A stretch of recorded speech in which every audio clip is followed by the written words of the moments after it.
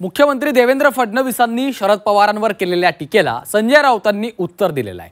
पवारांनी एक्स म्हटलं की वाय समजायचं असं वक्तव्य फडणवीसांनी केलं होतं आणि याच टीकेला राऊतांनी उत्तर दिलं।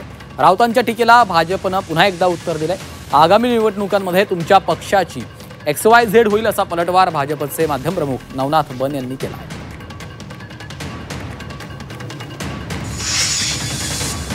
आपल्याला माहिती आहे पवार साहेब कशा करता प्रसिद्ध आहेत। पवार साहेबांनी एक्स म्हटलं की वाय समजायचं याकरताच पवार साहेब प्रसिद्ध आहेत। त्याच्यामुळे मोठे नेते आहेत त्यांच्यावर अधिक काय बोलू। चला, देवेंद्र फडणवीस जे राज्याचे मुख्यमंत्री आहेत ते म्हणतात शरद पवारांचं हे विधान म्हणजे एक्स ला वाय, वाय ला एक्स सारखं असं। मग मोदी काय करतायत, अमित शहा काय करतायत?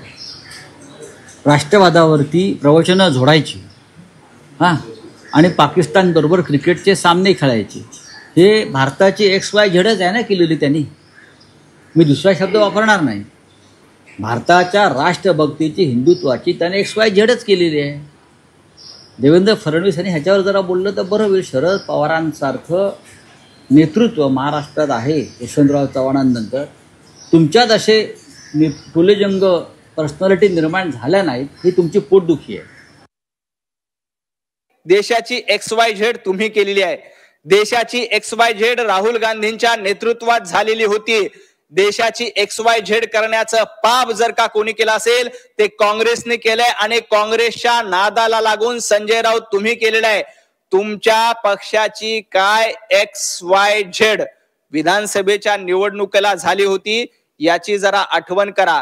तुमची XYZ ही जनता केल्याशिवाय राहणार नाही। येणाऱ्या महापालिका निवडणुकीत, स्थानिक स्वराज्य संस्थांच्या निवडणुकीत तुमच्या मालकाची आणि तुमच्या पक्षाची XYZ झाल्याशिवाय राहणार नाही। तर राज्यावर प्रेम करणारा प्रत्येक जण हा अस्वस्थ असल्याचं म्हणत सुप्रिया सुळे यांनी देखील फडणवीसांना उत्तर दिलंय। बघा, एका सशक्त लोकशाहीमध्ये प्रत्येकाला बोलायचा अधिकार आहे। माननीय मुख्यमंत्र्यांचं ते मत असेल, पण एक गोष्ट ते मान्य करतात ना की प्रॉब्लेम तर आहे।